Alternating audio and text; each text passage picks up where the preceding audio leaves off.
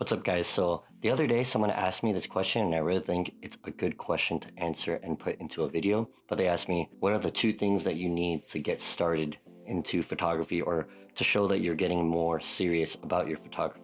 Thinking about it, I was thinking about all these things that you can have. So let's say gear, say, subscriptions, let's say like a brand, and everything came down to basically two things that you should start first when you're getting serious about photography. My name is Andrew, but call me Salcedo, and here we talk about photography, videography, programs, tips and tricks, anything to make your job a little bit easier. And today I'm going to be talking about the two things that I would focus on first when getting serious about my photography and trying to make money off of it.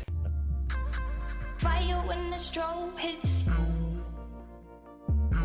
Now, this is assuming that you already have an interest in photography, you already have a camera, you've already taken photos, maybe for some people, and you're trying to see how to push this into more of a professional workspace coming from like a hobby workspace. And the two main things that I thought of first is to have a website. Now, the website is going to be your main bread and butter. Of course, you can show your images on Instagram, Twitter, Facebook, any social medias. But if at any time any of these social medias, something happens to them or they lose your photos, you're kind of SOL and you don't want that. Having your website is going to be the main backbone. That's going to be the main portfolio and the thing you fall back to whenever you need to send clients over. So having your website and picking which host you use for your website is going to be one of the first things into creating your, more professional photography brand. Now, I personally have used Wix. I even tried using Tumblr. I use Squarespace, Pixieset. You can use a couple of other different places, even gallery systems. You can even host a website on there. You probably hear this a lot, and for good reason,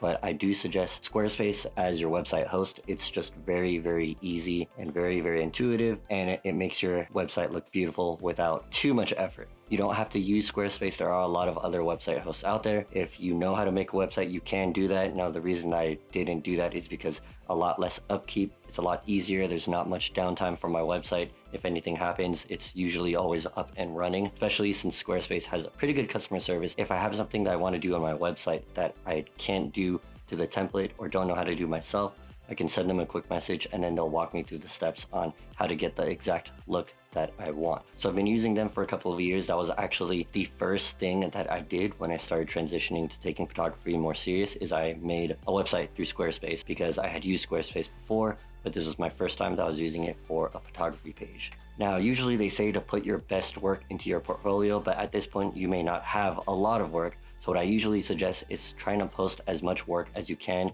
and take pictures for the website. If you can, try to make it look consistent throughout all the photos. So let's say you take your family out for photos, take photos of them, your friends that are couples, take photos of them, and put that onto your website and try to make the editing pretty consistent. That way your website will look very, very good and you will actually have content of people that you've shot. Now, these may be people that you took pictures of for free, but you still took pictures of them nonetheless. That's what people are looking for, is pictures of families, if they're hiring you for families, or if they're a couple, they want to see pictures of couples. You're trying to fill out this website because if you only have 5 pictures per category, no one's going to really think that you're actually serious about this and they won't really want to hire you. At least I wouldn't. The next thing that I would do for sure, and this goes hand in hand with the first one, is getting and being very, very careful of your domain. So your domain is going to be the website name and you're going to pay for it every single month as the website, but this will be uniquely yours. So for me, example, I use andrewsalcedo.com. First name, last name. It's very, very easy. I don't really know too many Andrew Salcedos. And when you look up my name, it links to the website and it links to all my other things because it's usually Andrew Salcedo. I use this name or my domain name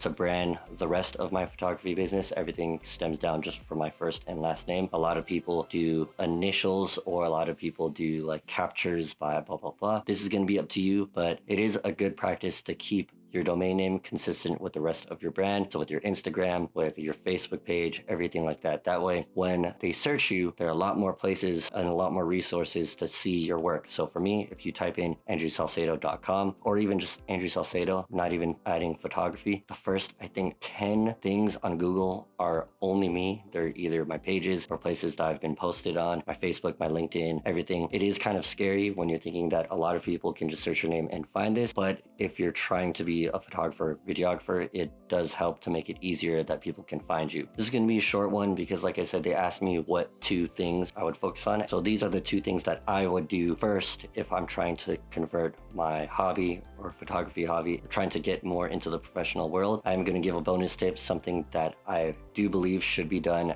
as quickly as possible, is getting a custom email for your photography business. So for me, my email is info@andrewsalcedo.com. Definitely is not more for looks, but it definitely adds some type of depth to the professionalism of your brand when you have your own email generated for it. I could have just used gcastroandrew@gmail.com or andrewthefilipino@gmail.com, but if people are hiring me and an email that's reaching out to them is andrewthefilipino@gmail.com, it doesn't really look or sound as good as info@andrewsalcedo.com. So as a bonus tip, do keep in mind all 3 of these things, your domain, your website, and your email, do have to be paid for. In my eyes, if you're trying to get this to be more of a professional looking business, or if you're trying to move into the more professional world, these are the first 3 things that you should have bought and kept, because I've had these for the past how many years. They've stayed the same for the past how many years, and I don't think I'm going to stop paying for them for the next like 10 or so, something even more than that,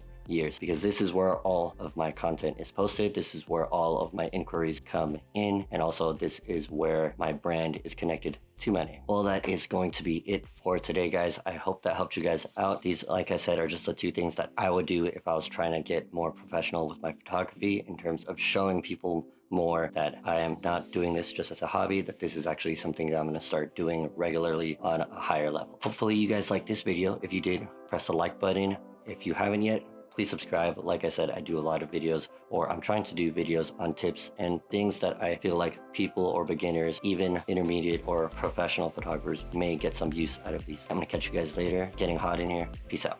Friendly hunter-killer drone deployed. Enemy in sight! Changing mag!